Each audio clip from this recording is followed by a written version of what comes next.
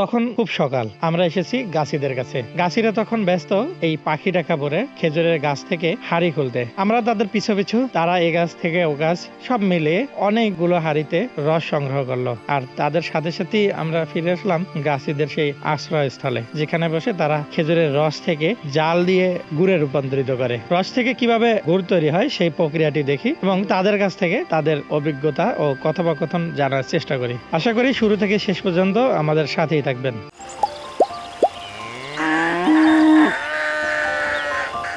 কাটি আপনার 130টা। 130 প্রতিদিনে 130 হয় নাকি ভাগ ভাগ করে? প্রত্যেকদিন 60টা 65টা এরকম কাটি। আর জিরান থাকে আপনার। রস কেমন পরে? পরে মোটামুটি খারাপ না, ভালোই। মানে কত লিটার হইতে পারে? 80 লিটার 100 লিটার। এগুলো তো কি রসই বিক্রি হয়ে যায় নাকি গুড় টুড়? রস বিক্রি হয় আপনার, গুঁড়ো বিক্রি হয়, গুড়ের অর্ডার থাকে। রসই কি বেশি বিক্রি হয় নাকি? হ্যাঁ, রসও বিক্রি হয় আপনার। রস আজকে যেমন রস বিক্রি হয়েছে বেশি, আপনার মিঠাই হবে, গুড় হবে সর্বোচ্চ 3 কেজি। কাঁচা রসই বিক্রি হয়। আর সব যদি থাকতো আর কি রস? হ্যাঁ, সব রস থাকলে আপনার 10 কেজি 8 কেজি গুড় হবে। এদিকে রস একটু কমই পড়ে হিসাব অনুযায়ী। আপনার গাছ কাটা বন্ধ ছিল তো আপনার, আর দেখা যাচ্ছে আপনার 10 বছর পর গাছগুলা কাটা হচ্ছে। এগুলো এখনো মানে রসের ভালো মতন রস এসে নিয়ে যাবে।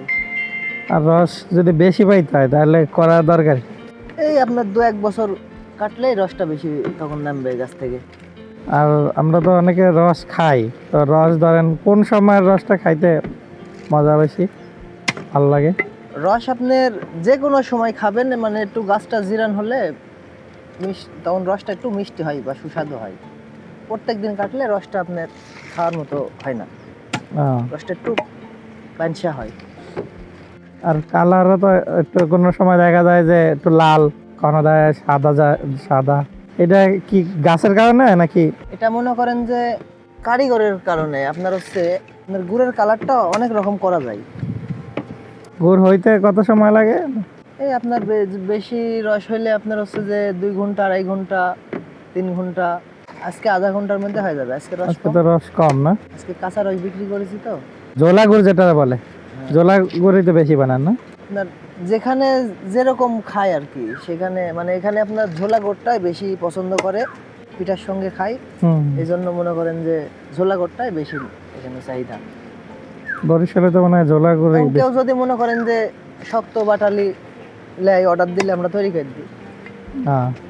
এবার ধরেন আপনাদের খরচ পরিশ্রম সব মিলাই কি মোটামুটি মানে এদিকে আশা পূরণ হবে নাকি হতাশা হবেই? কিছু কম বেশি না হলে তো আর না হলে করেন যে জোলা গুড়টা আর কি, এগুলো তো সাধারণত পিঠা দিয়ে খায়, এছাড়া আর ধরেন কিতে ব্যবহার করা যায়? এগুলা আপনার পরোটা, রুটি, পাউরুটির দিয়ে আপনার জেলের মতো ঠেকাই খাওয়া যায়। আর ধরেন এই এবারের যে জোলা গুড়টা যদি আমি 7 মাস 8 মাস রাখতে চাই, তখন কি করতে হবে? 7-8 মাস আপনার মাটির হাঁড়িতে যদি মনে করেন যে ভালো পরিষ্কার মাটির হাঁড়িতে রাখা যায়, তাহলে আপনার এটা 1 বছরেও কিচ্ছু হবে না। মানে রাইখা শুধু রাইখা দিতে হবে না? আর এমনি নরমালি আপনার শুধু ঢাইকি ভালো করে রাখলেই, চামিচ দিয়ে উঠালেই কিচ্ছু হবে না।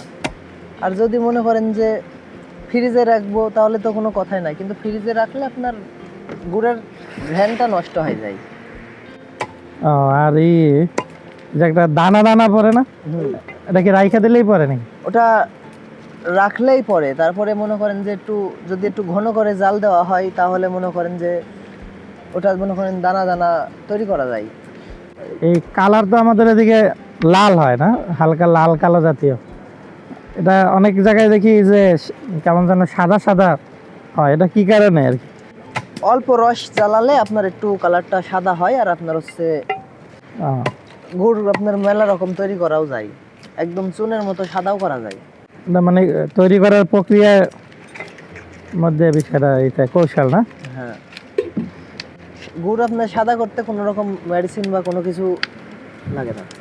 এখান থেকে সংগ্রহ করা এই খাঁটি গুড়গুলো যদি আপনি নিতে চান তাহলে কমেন্ট বক্সে জানান, অথবা স্ক্রিনে দেওয়া এই নাম্বারগুলোতে যোগাযোগ করুন, অথবা আমাদের ফেসবুক বা হোয়াটসঅ্যাপ পেজে মেসেজ করুন।